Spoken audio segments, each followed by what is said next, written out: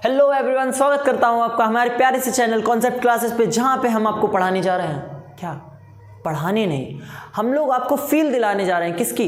हम लोग फील लेने जा रहे हैं आज force and laws motion chapter की, जिसमें हम लोग फोर्स एंड लॉज मोशन के बारे में सब कुछ पढ़ेंगे। न्यूमेरिकल्स के लिए अलग वीडियो आ जाएगी, टेंशन मत लेना, उसमें अच्छे से अच्छे न्यूमेरिकल्स होंगे, उसकी टेंशन नहीं। पर हमें जब तक फिजिक्स में फील नहीं ले पाते हम लोग, मतलब फिजिक्स को एंजॉय के साथ पढ़ो यार, चिल, सच बता रहा हूँ। फिजिक्स में बिल्कुल चिल रहना है, बिल्कुल एंजॉय के साथ पढ़ना है, अपनी लाइफ से रिलेट करते हुए चलना है, कोई दिक्कत वाली बात नहीं। बहुत ही इजी चैप्टर है फोर्स एंड लॉज मोशन। वही ज़्यादा से ज़्यादा 1 घंटा लगेगा, पूरा चैप्टर खत्म कर लेंगे, ठीक है, ज़्यादा से ज़्यादा। बहुत ही इजी, और देखो शॉर्ट चैप्टर हो गया इसलिए क्योंकि कंजर्वेशन ऑफ मोमेंटम वगैरह जो टॉपिक्स होते थे वो रिमूव हो गए हैं, तो कोई इसको पढ़ाने का फ़ायदा नहीं। वैसे वो फील वाले टॉपिक थे, क्लास 11 में पढ़ लेना, कोई दिक्कत नहीं है, वो भी पढ़ लेना मुझसे, ठीक है। तो फोर्स सबसे पहले, अब देखो फोर्स से चालू करते हैं। तो इंट्रोडक्शन, पहले इसको हर चैप्टर के अकॉर्डिंग जैसे हम लोग चलते हैं कि चेकलिस्ट पढ़ते हैं, तो चेकलिस्ट में क्या क्या है, देखो इंट्रोडक्शन है, फोर्स है, बैलेंस एंड बैलेंस फोर्स के बारे में पढ़ेंगे, फर्स्ट लॉ पढ़ेंगे, सेकेंड लॉ, थर्ड लॉ, ऐसे पूरा चैप्टर खत्म करेंगे। थोड़ा गैलीलियो के बारे में बताएंगे, ठीक है। तो अब थोड़ी बात समझो, मैं कहना क्या चाहता हूँ। मैं कहना ये चाहता हूँ कि फोर्स क्या है। सबसे पहले तो फोर्स को हम लोग कैसे डिफाइन कर सकते हैं। सबसे पहले पहले चैप्टर में क्या पढ़ा था? पहले चैप्टर में पढ़ा था कि फिजिकल क्वांटिटी क्या होती हैं, motion, rest, distance, displacement, acceleration, velocity, speed, graphs, बहुत कुछ पढ़ लिया था, ठीक है। पर मैं उसमें से तुम्हें कुछ चीज़ें बताने जा रहा हूँ। Physical quantity, what are physical quantity? All those measurable units. हाँ, यही था। फिजिकल क्वांटिटीज क्या पढ़ी थी? फिजिकल क्वांटिटी पढ़ी थी जितनी भी क्वांटिटी जिसको हम मेजर कर सकते हैं, all those measurable units are called physical quantity. जितनी भी मेजरेबल यूनिट्स होती हैं उनको हम फिजिकल क्वांटिटी बोलते हैं, ठीक है। तो वही फिजिकल क्वांटिटी, फोर्स क्या है? एक फिजिकल क्वांटिटी, उसको मेजर किया जा सकता है। मैं 10 न्यूटन फोर्स लगा रहा हूँ, मैं 2 न्यूटन की फोर्स लगा रहा हूँ, हाँ, we can measure it, we can. So अगर हम मेजर कर सकते हैं तो ये फिजिकल क्वांटिटी। अगर ये फिजिकल क्वांटिटी है तो इसके बारे में कुछ पढ़ने जा रहे हैं। अब क्या पढ़ने जा रहे हैं वो समझते हैं। सबसे पहले मोशन के बारे में पढ़ा था, रेस्ट के बारे में पढ़ा था। मोशन क्या था? मोशन था अगर कोई बॉडी है मोशन में, कब मोशन में कहलाएगी? जब मोशन में कहलाएगी जब अपनी वो पोजीशन को चेंज करेगी with respect to time and with respect to observer. अगर वो ऑब्जर्व कर रहा हो उसके अकॉर्डिंग और टाइम के अकॉर्डिंग अपनी पोजीशन को चेंज कर रही है तो उस बॉडी को मोशन में बोलते हैं। और अगर वही बॉडी रेस्ट में कब कहलाएगी? जब अपनी पोजीशन को ना चेंज करती हो टाइम और ऑब्जर्वर के अकॉर्डिंग, ठीक है। तो ये हमने पढ़ा था मोशन रेस्ट के बारे में। अब अच्छा, तो फोर्स से क्या लिंक है इसका? फोर्स से देखो क्या लिंक है। अगर कोई बॉडी मोशन में है, कोई बॉडी ये मोशन में है बॉडी, ठीक है, ये बॉडी मोशन में है, मैंने ये बॉडी मोशन वाली बॉडी को, सॉरी गिर गया यार, क्रिकेट छोड़ दिया है, सॉरी नहीं छोड़ा, नहीं खेलूंगा। तो ये क्या है? ये मार्कर मैंने ऐसे करके, क्या ये मोशन में था, ये मोशन में था, मैंने इसको रेस्ट में ला दिया। रेस्ट में मैंने कैसे ला दिया? इस पर फोर्स अप्लाइड करके मैंने इसको रेस्ट में ला दिया, और इसको फोर्स दे के मैं मोशन में भी ला सकता हूँ। तो फोर्स क्या होता है? पुलिंग और पुलिंग ऑफ अ बॉडी। और कोई बॉडी को पुश करना है या पुल करना है, इसको हम फोर्स बोलते हैं। तो ये फोर्स की बात समझी। फोर्स मतलब कहाँ पे यूज हो रहा है कि मोशन में, किसी बॉडी मोशन में आ रही है या कोई बॉडी मोशन से रेस्ट में आ रही है, मतलब ओवरऑल इसके स्टेट को चेंज करने में क्या फोर्स ही तो लग रहा है। तो हमने डिस्टेंस, डिस्प्लेसमेंट वगैरह क्यों हो रहा है? क्योंकि मोशन हो रहा है। मोशन क्यों हो रहा है? स्टेट क्यों चेंज हो रहा है? क्योंकि फोर्स हो रहा है। अब एक बात और समझेंगे, वर्क एनर्जी पावर पढ़ेंगे। फोर्स लगाते हैं तो एनर्जी की वजह से फोर्स लगा पाते हैं, वो वर्क डन करते हैं वगैरह, ये चीज़ें भी आगे आएंगी, वो आगे वाली चीज़ें। तो सबसे पहले कंटिन्यू करते हैं हमारा फोर्स से। तो डेफिनेशन को लिखते हैं कुछ इस कदर, देखो force.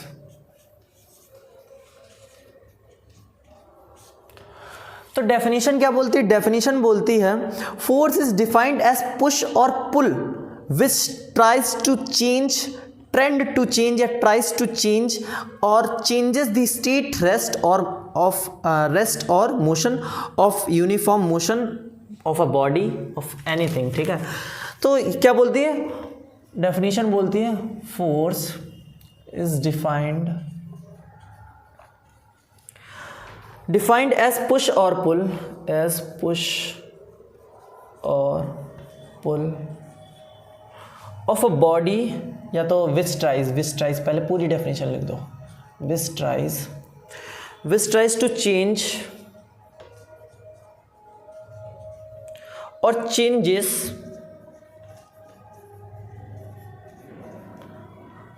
Which tries to change और changes the state of a body, direct लिख दो कि कोई बॉडी का स्टेट चेंज करने, अगर वो रेस्ट पे होगी तो मोशन में ला देगी, मोशन में होगी तो रेस्ट में ला देगी। अब देखो एक चीज़ समझ रहा कि क्या एक फुटबॉल, यहाँ से एक फुटबॉल आ रही थी, मान लो ये फुटबॉल है, ये आ रही थी कुछ सर्टेन वेलोसिटी से।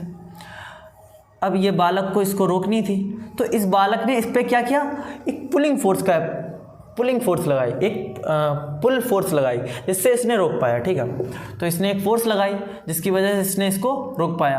तो यहाँ से b कितनी थी, मान लो को सर्टेन थी x, ठीक है, और यहाँ से v को इसने u को कितना 0 कर दिया, या तो इसकी u क्योंकि हम लोग इनिशियल वेलोसिटी से रिप्रेजेंट करते हैं तो u इतनी थी, और इसने v को 0 कर दिया। मतलब कोई भी चलती हुई ऑब्जेक्ट को हम लोग फोर्स के ज़रिए रोक सकते हैं, पहली बात।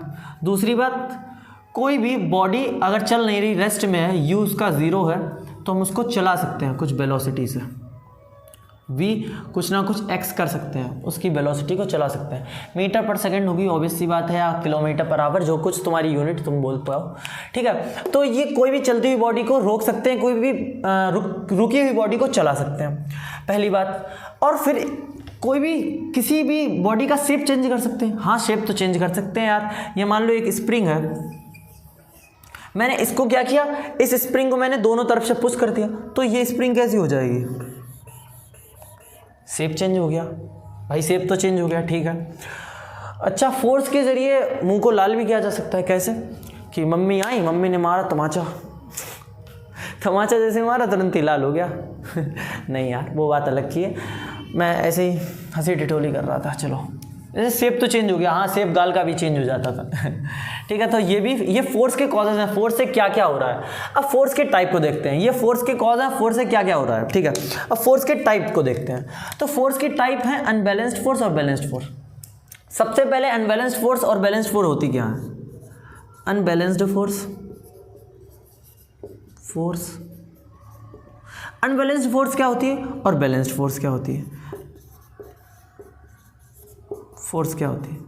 तो अनबैलेंस्ड और बैलेंस्ड फोर्स क्या होती है, जहां पे नेट फोर्स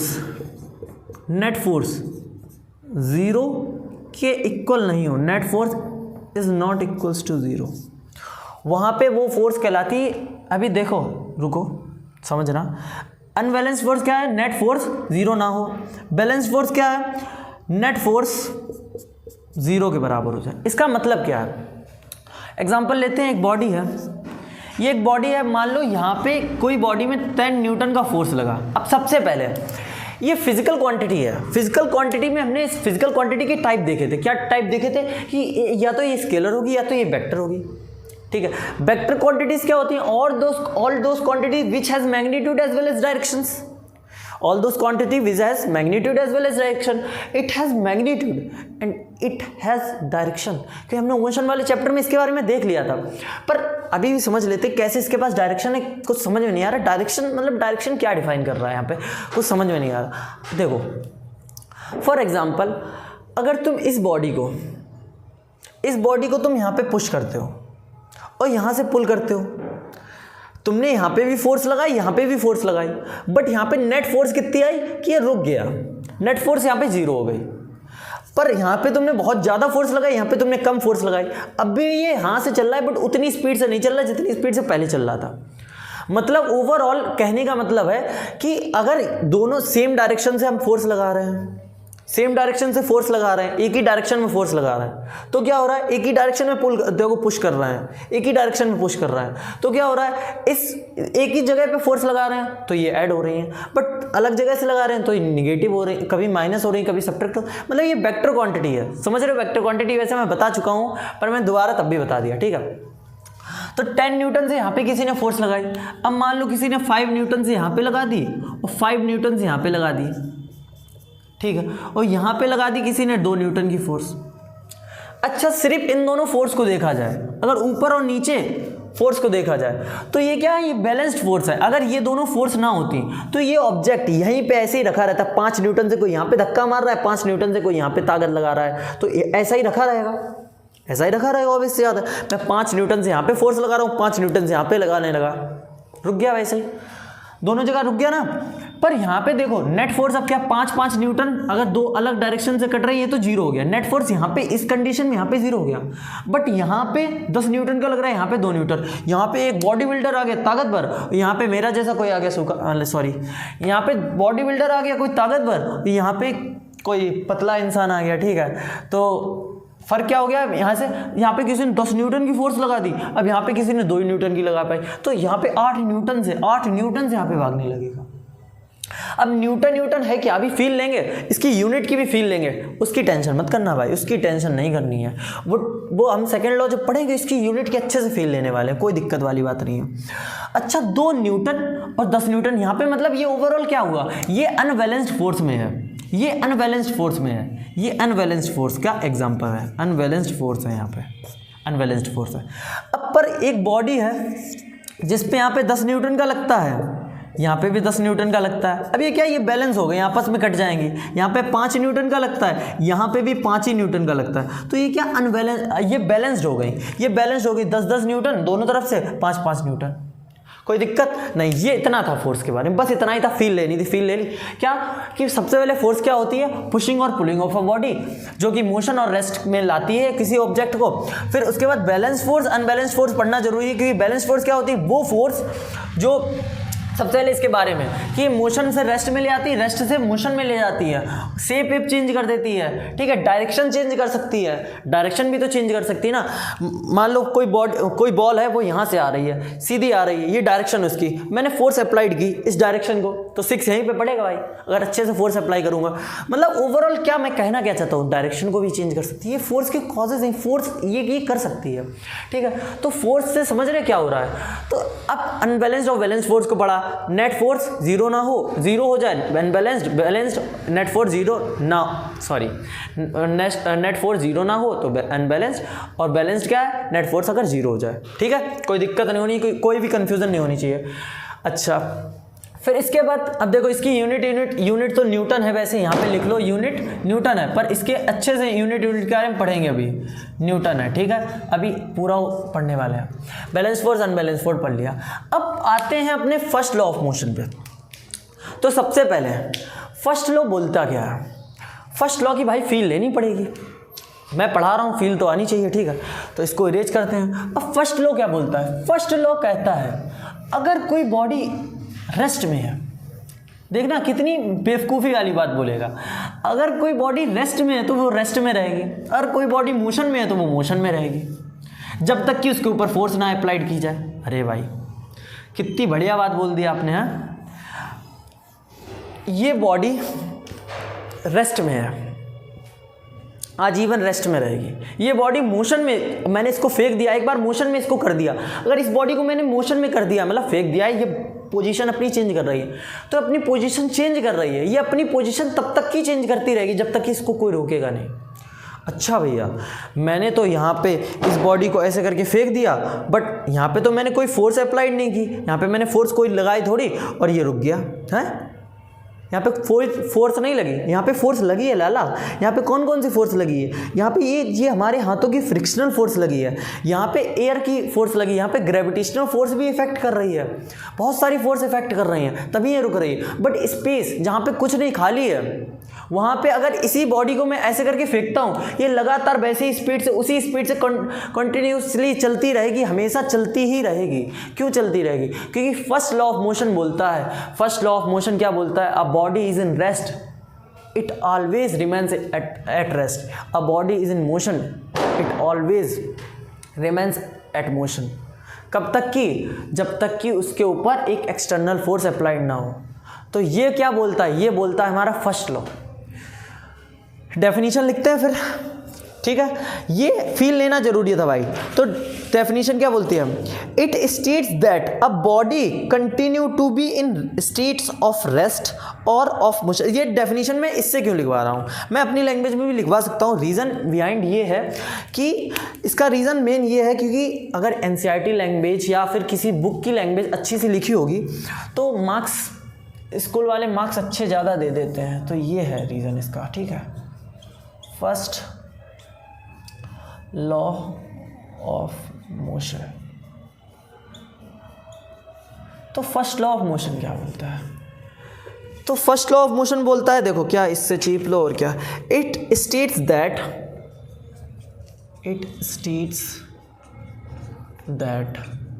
क्या स्टेट्स करता है, it states that a body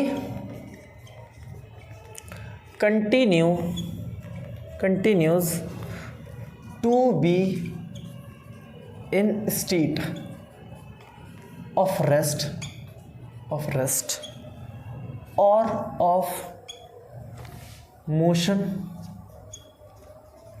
uniform motion या मोशन, यूनिफॉर्म मोशन लिखो, यूनिफॉर्म मोशन, क्योंकि उसी मोशन में रहेगी, ना ही अपनी डायरेक्शन को चेंज करेगी, until and unless an external force कोई बाहरी फोर्स, एक्सटर्नल फोर्स, अनबैलेंस्ड लिखना क्यों जरूरी है ये भी देखना भी, unbalanced force acted on the body. अब देखो कुछ बातें हमने जानी, डेफिनेशन लिखना देखो कितना जरूरी था, क्यों मैंने लिख पाई, it state that a body continue to be in state of rest और ऑफ यूनिफॉर्म मोशन। यहाँ पे यूनिफॉर्म टर्म आया, क्यों यूनिफॉर्म टर्म आया, क्योंकि उसी स्पीड से चलती रहेगी। मैंने मान लो 5 मीटर पर सेकेंड की स्पीड से इसको स्पेस में फेंका है, तो 5 मीटर पर सेकेंड की स्पीड से चलती रहेगी और सेम डायरेक्शन में, वेलोसिटी इसकी चेंज नहीं होगी, कोई डायरेक्शन भी नहीं चेंज होगी, समझ रहे हो, until and unless an external force, कोई बाहर की फोर्स अप्लाइड ना हो, अंदर की फोर्स, बाहर की फोर्स अप्लाइड ना हो, मतलब अंदर की फोर्स हो कोई दिक्कत नहीं, इंटरनल फोर्स से कोई दिक्कत नहीं होती है, वो छोड़ो, कोई इतना इंपॉर्टेंट नहीं है। अनबैलेंस्ड फोर्स मैंने क्यों बोला, यहाँ पे बैलेंस्ड फोर्स क्यों नहीं आ गई भैया, अच्छा पूछेगा अरे यार अभी तो बताया है कि मान लो अगर बैलेंस्ड फोर्स होगी तो बैलेंस्ड फोर्स होगी, नेट फोर्स वैसे भी जीरो होगी। अगर मान लो ये उसी स्पीड से चल रही है, रुकी है, ये बॉडी रुकी है, तो मान लो इसको हम अगर 5 न्यूटन की इधर से फोर्स देते हैं, 5 न्यूटन की इधर से फोर्स देते हैं, बैलेंस फोर्स हो गई, पहले से रुकी और भी रुकी रहेंगी और क्या होगा, बैलेंस फोर्स मिल गई अगर तो इसमें कुछ दिक्कत ही नहीं, इसमें होनी नहीं चाहिए दिक्कत, तो अनबैलेंस्ड फोर्स तभी बोल दिया मैंने, ठीक है। तो ये था फर्स्ट लॉ ऑफ मोशन। अब भाई इनर्शिया, सब कंफ्यूज होते हैं इनर्शिया में। चलो पहले फर्स्ट लॉ ऑफ मोशन के कुछ जान तो लेते हैं, मतलब जान तो लिया है कि फर्स्ट लॉ ऑफ मोशन है क्या, फर्स्ट लॉ ऑफ मोशन क्या बता रहा है समझ गए होगे, अब बताने की मेरे अंदाज से ज़रूरत नहीं है, तो छोड़ो फिर। इनर्शिया को जानते हैं, सब कंफ्यूज होते हैं भाई इनर्शिया में। तो इनर्शिया क्या है, इनर्शिया सबसे पहली बात एक प्रॉपर्टी है। क्या प्रॉपर्टी है, ये क्या बोलती है, ये बोलती है, इनर्शिया बोलती है क्या, इनर्शिया खुद बोलती है ये बात, इनर्शिया ये बात बोलती है कि मैं जिद्दी हूँ। क्या बोलती है, मैं जिद्दी हूँ, मैं बदतमीज हूँ। वो उसकी मम्मी आती है कहती है कि तुम रेस्ट में हो, तुम मोशन में जाओ, वो कहती है मैं जिद्दी हूँ, मैं यहीं पे पड़ी रहूँगी। वो जब खेल रही होती है, जब चल रही होती है, जब मोशन में होती है, उसकी मम्मी कहती है जाओ बिस्तर पे लेटो जाके, सर्दी है, मैं जिद्दी हूँ, मैं बदतमीज हूँ, मैं वहीं पे खेलूँगी। ये बोलती है, कौन बोलती है, इनर्शिया। मतलब भैया समझे नहीं, ये मतलब मेरे कहने का है, अगर कोई भी बॉडी रेस्ट में है, अगर तुम उसे मोशन में कर रहे हो, अगर तुम मोशन में उसे ले जा रहे हो, अगर इस बॉडी को तुम मोशन में ले जा रहे हो, तो ये बॉडी मोशन में जा नहीं रही है, तुम एक्सटर्नल फोर्सेस पे अप्लाइड कर रहे हो, ये बदतमीज है, ये नहीं जाना चाहती है। एक्सपेरिमेंट मेरे पास तो कुछ है नहीं, आई थिंक मुझे कुछ लाना चाहिए था, बट कोई बात नहीं, घर पे एक्सपेरिमेंट करना। एक्सपेरिमेंट क्या करना है, बहुत सारी 4-5 बुक रखना एक के ऊपर एक, तीसरी बुक को ऐसे करके स्पीड से खींचना। अब स्पीड से क्यों खींचना है उसका लॉजिक है, स्पीड से क्यों खींचना है उसका लॉजिक है, कि वहाँ पे फोर्स जितनी ज़्यादा कांटेक्ट में होगी। देखो फोर्स भी 2 टाइप की होती हैं, अनबैलेंस्ड और बैलेंस्ड तो होती हैं, बट कांटेक्ट और नॉन कांटेक्ट भी फोर्स होती हैं। कांटेक्ट फोर्स देखो, नॉन कॉन्टैक्ट फोर्स में ग्रेविटेशनल फोर्स वगैरह आ जाती है, कॉन्टैक्ट फोर्स में फ्रिक्शनल फोर्स एक कॉन्टैक्ट फोर्स है, ठीक है। ये बात अलग की है, 11th क्लास में आता है ये सब कुछ, उसे नहीं बताना मैं बताना ये चाहता हूँ, अगर कॉन्टैक्ट में रहेगी, फ्रिक्शन के कॉन्टैक्ट में रहेगी ज़्यादा देर तक, मतलब ज़्यादा इंटरलॉकिंग हो जाएगी, उनके पार्टिकल ऐसे ज़्यादा टकराएंगे जो फ्रिक्शन के पार्टिकल होंगे, तो ज़्यादा अगर टकराएंगे तो दिक्कत होगी, दूसरी भी बुक साथ में आ जाएगी। बट अगर तुम इसी काम को थोड़ा जल्दी करते हो तो पता तुम क्या देखोगे, तुम देखोगे कि अगर तुम तीसरी बुक निकाल लो, तीसरी बुक निकलेगी आपस की और बुक नीचे गिर जाती है। एक बहुत अच्छा एग्जांपल देता हूँ, कैरम बोर्ड खेला होगा सभी ने। कैरम बोर्ड जब खेला होता है, देखो ये कैरम बोर्ड है मान लो, अरे ऐसा तो नहीं होता, इतना बेकार यार, बेकार नहीं, बहुत अच्छा होता है यार। हाँ कुछ ऐसा मैं बनाता हूँ, ठीक है। ये कैरम बोर्ड है। अब कैरम बोर्ड में यहाँ पे गुट्टियाँ होती हैं, बीच में मिड में गुट्टी रखते हैं और यहाँ पे स्पिनर क्या बोलते हैं, इसको स्पिनर ही बोलते हैं आई थिंक, मुझे याद नहीं। तो इससे जब ऐसे करके हम लोग पुश करते हैं, इसे पुश करते हैं, तो ये जो नीचे वाली गोट होती है ये तो डायरेक्ट पाले में जाती है, जो भी इसको पाला वाला कुछ भी बोलते थे हम तो पाली बोलते थे। ये डायरेक्ट इसी में जाती है, होल में ही जाती है, ये डायरेक्ट होल में जाती है। बट और सारी जो होती है वो नीचे ऐसे ही बैठ जाती है, या तो फिर थोड़ी हड़बड़ी के कारण गिर जाती हैं, वैसे बैठ जाती है अगर बहुत उसको स्पीड में तुम करते हो, ठीक है। तो ये क्या हो रहा है, ये इनर्शिया बदतमीजी दे रही है। क्या इनर्शिया बदतमीजी दे रही है? ये बदतमीजी दे रही है कि ये कह रही थी मैं रुकूंगी, मैं ये ऊपर वाली इनकी जो इनर्शिया थी, ये ऊपर वाली इनकी जो इनर्शिया थी, ये कह रही थी मैं यहीं पर रुके रहूंगी, ठीक है। ये लोग ये क्या बोल रही थी, ये बोल रही थी मैं यहीं पे रुकूंगी, बट यहाँ पे ये वाली क्या बोल रही थी, ये भी बोल रही थी मैं यहीं पे रुकूंगी, बट इसने ज़्यादा इस पे फोर्स लगा दी, इसने कहा तू तो चल अभी तो इसने इस पे पूरी फोर्स लगा दी, तो ये तो बढ़ गई बट इनके ऊपर इतनी फोर्स नहीं लग पाई, ये रुक गई। तो इनर्शिया क्या बोलती है, इनर्शिया एक प्रॉपर्टी होती है, तो इनर्शिया को भी लिख लेते हैं इसके अकॉर्डिंग।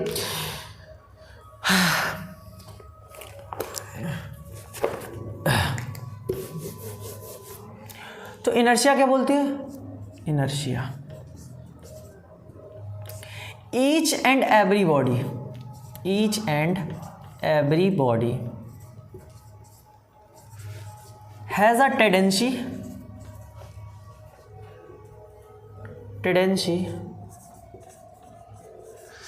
tendency to resist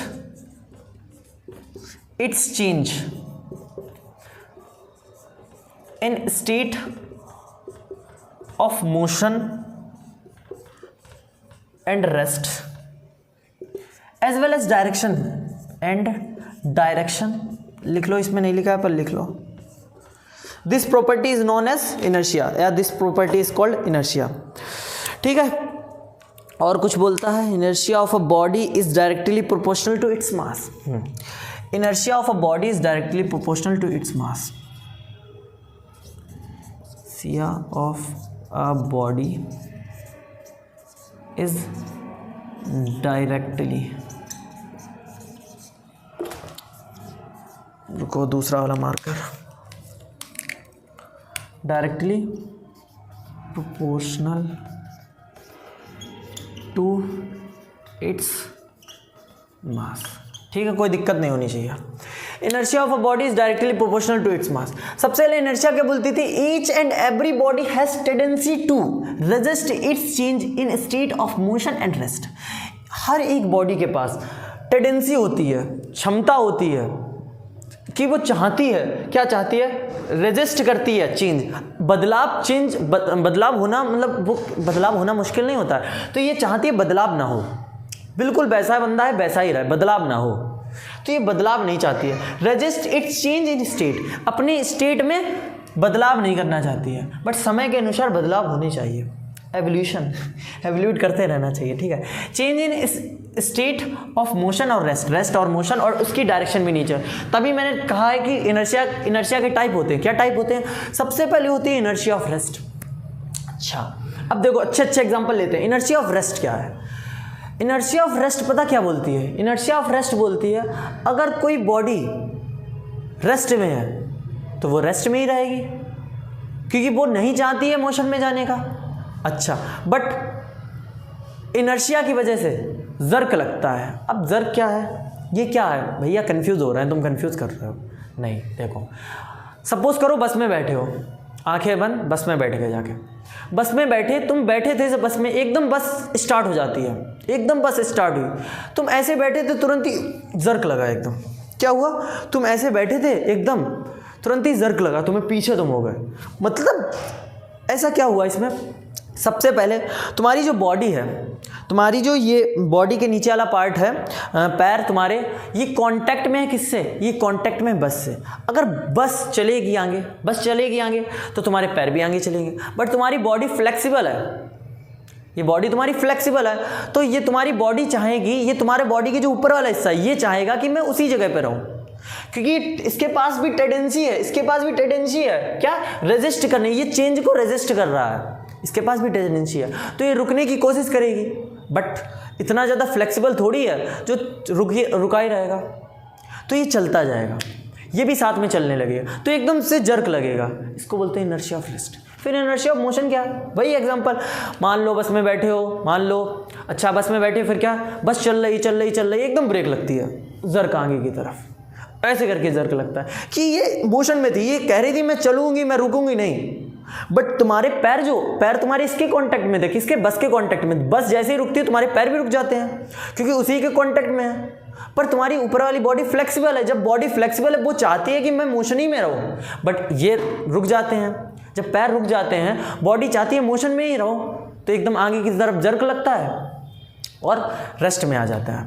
तो ये भी रेजिस्ट कर रही है। अब डायरेक्शन क्या है, इनर्शिया ऑफ डायरेक्शन, बस चल रही थी एकदम ऐसे मुड़ी, ऐसे एकदम जर्क लगा ना कि बस एकदम ऐसे मुड़ रही थी, फील आ रही है, सच बताना फील आ रही है तो लाइक कर दो, ठीक है। एकदम ऐसे चल रही, अब बस एकदम चली, या तुम साइकिल से ऐसे चल रहे हो तो तुम्हें एकदम ऐसे करके इधर तरफ का जर्क लगता है। तो ये जर्क लगा किसकी वजह से लगा, इनर्शिया ऑफ डायरेक्शन की वजह से लगा। समझ गए? आशा करता हूँ समझ गए होगे, फील आ गई होगी अच्छे से। तो फर्स्ट लॉ ऑफ इनर्शिया इतना ही था पूरा, inertia of direction, inertia of rest, inertia of motion, तीनों नोट कर लो बस, ऐसे ही एग्जांपल लिख लेना बस वाले, उसको बताने की जरूरत नहीं, मैं फील देने आया हूँ, इस पूरे लेक्चर में फील दे रहा हूँ, बहुत अच्छा रिवीजन करा रहा हूँ, लाइफ से रिलेटेबल, और न्यूमेरिकल के लिए अलग आ जाएगा, पेपर में भी अच्छे नंबर, ये भी, ये सब कुछ पढ़ना तुम्हारे 9th में इतना इंपॉर्टेंट नहीं देता है क्योंकि 10th का सिलेबस इससे रिलेटेबल नहीं है, बट तुम्हारी 11th में बहुत काम देगा, और 11th के बिना 12th नहीं होगी। ये तुम्हारी 11th 12th के लिए बहुत अच्छा है, समझ रहे हो? तो ये तुम्हारी 11th के लिए बहुत अच्छा है, तभी मैं तुम्हें फील देना चाहता हूँ, फिजिक्स की फील लो भाई, फिजिक्स पढ़ो, ठीक है। अब स्टार्ट करते हैं अपना अगला टॉपिक, देखो क्या है, जो है मोमेंटम। अब मोमेंटम क्या है? मोमेंटम को मैं प्यार से बोलता हूं, इसे मैं बोलूंगा गंदा बच्चा। क्यों गंदा बच्चा है ये? क्योंकि ये मारता है चोट। मोमेंटम की फील नहीं आई होगी, मुझे लगता है कि ज़्यादातर टीचर मोमेंटम की फील नहीं दे पाते, पर मैं आज फील देने की कोशिश कर रहा हूं। तो मोमेंटम क्या है? मोमेंटम है चोट। किसकी चोट? दिल की नहीं चोट है, मोमेंटम चोट है, ये चोट मार रहा है किसमें? अच्छा एग्जांपल देता हूँ, ये फोम है, इस फोम को तुम सर्टेन वेलोसिटी से फेंकते हो, कुछ वेलोसिटी है, इससे तुम फेंकते हो, ये मेरे लगती आके है, ये क्या मेरे लगेगा? या कोई बैलून है, बैलून को तुम बहुत स्पीड से फेंकते हो, 50 मीटर पर सेकंड की स्पीड से फेंकते हो, मेरे लगे आके, इतनी जोर से नहीं लगेगा हाँ, पर उतनी जोर से नहीं लगेगा। भाई तुम एक पत्थर को, एक ईंट को तुम मेरे फेंक के ऐसे करके मारते हो, मैं तो कहूँगा मैं तो गया आज, यही कहूँगा ना। तो फ़र्क है, किस में फ़र्क है? फ़र्क उसके मास में, उस बॉडी के मास में फ़र्क है ना, उसका बॉडी के, हाँ मैंने इनर्शिया मास के अकॉर्डिंग नहीं बताई। तो इनर्शिया मास के अकॉर्डिंग कैसे वेरी करती है कि अगर मान लो हायर दी मास होगी तो वो ज़्यादा नीचे की तरफ ज़्यादा फोर्स लगाएगी, ऐसा कह सकते हो, तो हायर दी इनर्शिया होती है। मतलब अगर कोई भी कॉपी है, मतलब अगर किसी बॉडी का हायर दी मास है तो वो रेजिस्ट करेगी मोशन या रेस्ट को, मतलब यानी तुम कह सकते हो उसमें फोर्स ज़्यादा अप्लाइड करने पड़ेगी बेसिकली। फील मेरे अकॉर्डिंग तुम्हें समझ में आ गया होगा, वो इतना इंपॉर्टेंट भी नहीं है वैसे, छोड़ते हैं उसे। हाँ मोमेंटम पे आते हैं। तो मोमेंटम क्या बोल रहा है? मोमेंटम बोल रहा है कि मोमेंटम क्या होता है? The product of mass and velocity, the product of mass and velocity, यही तो मोमेंटम बताता है। जब मोमेंटम ये बताता है तो मोमेंटम ये बात कह रहा है the product of mass and velocity.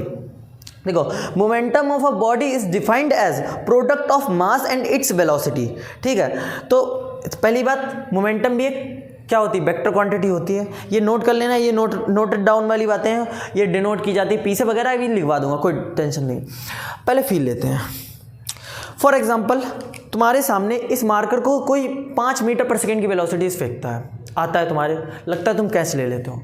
वही कोई एक इतने बड़े लोहे को तुम्हारे ऊपर फेंकता है, तुम बच के भागोगे भाई, बच के भागोगे, मतलब उसके मास के अकॉर्डिंग उसका मोमेंटम बढ़ रहा है, उसकी वेलोसिटी के अकॉर्डिंग। भाई अगर मान लो ये मैं 5 मीटर पर सेकंड की स्पीड से भागता हूँ तो मैं एक बार कैच लेने की कोशिश करूँ, मैं ये 200 मीटर पर सेकंड की स्पीड से मारता हूँ, ऐसे तुम्हारे 200 मीटर पर सेकंड की स्पीड से मार रहा हूँ, बहुत ज़्यादा तेज, तो तुम डर के भागोगे भाई, मतलब भाग तो पाओगे नहीं, इतनी स्पीड ही होगी उसकी, पर कोशिश करोगे, मैं कहना क्या चाहता हूँ समझ रहे हो, मतलब मोमेंटम को चोट से कैसे डिफाइन कर रहा हूँ, समझ रहे हो, चोट बराबर मोमेंटम मैं कैसे बता रहा हूँ कि मोमेंटम ऑफ ए बॉडी कब ज़्यादा होगी, कब ज़्यादा होगी, जब तो या तो इसका मास ज़्यादा हो, या तो इसका मास ज़्यादा हो, या तो फिर इसकी, या तो इसका मास ज़्यादा हो या इसकी या तो इसका मास ज़्यादा या इसका मास वो वेलोसिटी ज़्यादा हो।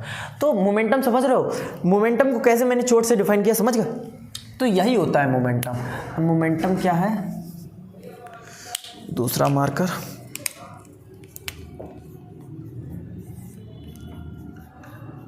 मोमेंटम बुक क्या बोलती है, तो वैसे ही मैंने नोट्स हैं, बुक नहीं है। तो मोमेंटम क्या बोलते हैं, momentum of a body is defined as product of mass and velocity. Momentum of a body is defined as momentum of a body is defined as the product of mass and velocity of a body is called momentum वगैरह, जो आगे लिखना हो वो लिख लो। सबसे पहली बात डिनोटेड बाय P से डिनोट किया जाता है। देखो जितना ज़्यादा मैंने बताया मोमेंटम कब ज़्यादा होगा, जब मास ज़्यादा होगा, मोमेंटम कब ज़्यादा होगा, जब वेलोसिटी ज़्यादा होगा, डायरेक्टली प्रोपोर्शनल होते हैं। फॉर्मूला क्या मिलता है, P = mv मिलता है, P = mv मिलता है।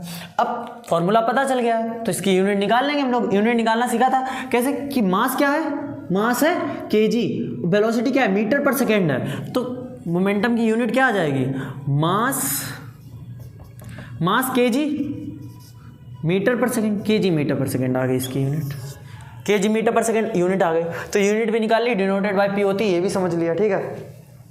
अच्छा, P is directly proportional to m होता है, P is directly proportional to b होता है, ये भी समझ लिया। अब कैसे मोमेंटम की फील्ड ली, मोमेंटम क्या है मैंने चोट से बराबर ऐसे डिफाइन किया है, ठीक है। तो ये था मोमेंटम। अब सेकेंड लॉ ऑफ मोशन पे आते हैं। तो सबसे पहले सेकेंड लॉ ऑफ मोशन बोलता क्या है,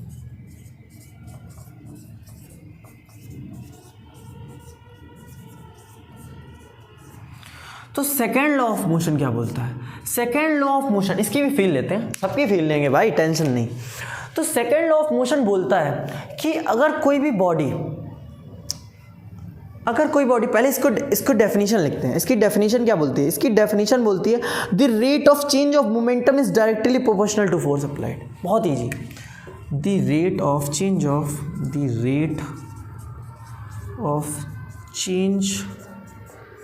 of momentum is directly proportional to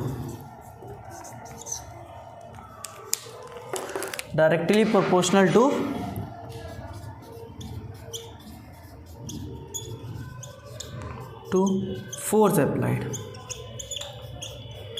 अच्छा, मतलब ये क्या बोल रहा है, ये बोल रहा है the rate of change of momentum is directly proportional to force applied. मतलब ये बोल रहा है अगर मैं इस बॉडी का क्या चेंज कर रहा हूँ, अगर इसका मोमेंटम मैं चेंज कर रहा हूँ, इसके पास जो मास है वही मास रहेगा, पता है। अगर इस बॉडी का मैं मोमेंटम चेंज कर रहा हूँ, मतलब इस बॉडी में, ये देखो ये भी लॉ क्या है, ये लॉ फोर्स को ही बता रहा है। अगर इस बॉडी का मैं मोमेंटम, देखो मैथमेटिकली निकालते हैं, अगर इस बॉडी का, किस बॉडी का, कोई एक बॉडी मान लेते हैं, अगर उसका मैं मोमेंटम चेंज कर रहा हूँ,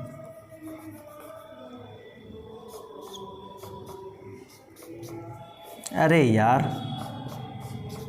ठीक है, अगर इस बॉडी का मैं मोमेंटम चेंज करता हूँ तो देखो मोमेंटम का फॉर्मूला क्या होता था, mv होता था। मास तो सेम ही रहेगा, जब मास सेम रहेगा तो यहाँ से क्या मिल जाएगा कि m change in its velocity change हो रही है। अच्छा, तो चेंज इन वेलोसिटी क्या होता था, चेंज इन वेलोसिटी होता था एक्सेलरेशन भाई, समझे कि इसकी वेलोसिटी, अब देखो मास तो वही रहेगा। अगर इस बॉडी मान लो, पहले इस बॉडी, इसने क्या बोला, the rate of change of momentum is directly proportional to force applied.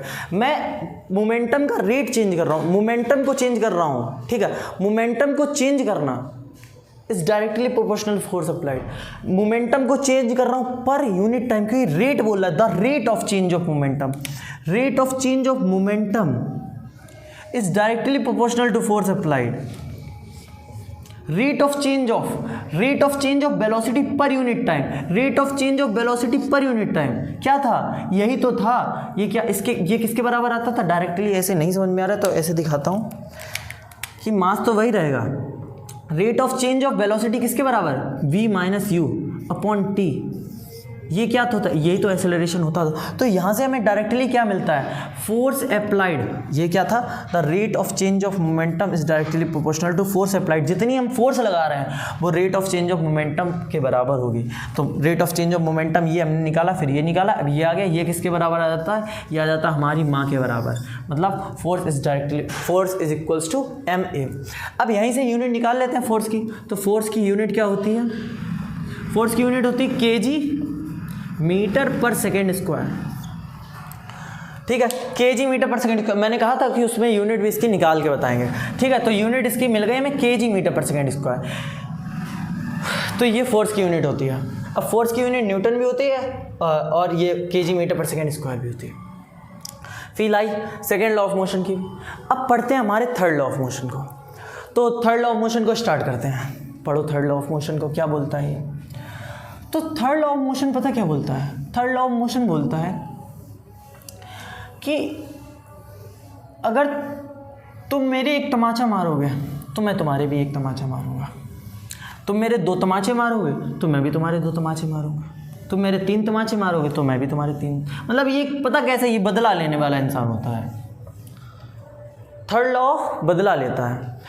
वो ये कहता है कि तुम मेरे ऊपर जितनी फोर्स लगाओगे मैं उतनी ही तुम्हारे ऊपर फोर्स लगाऊंगा।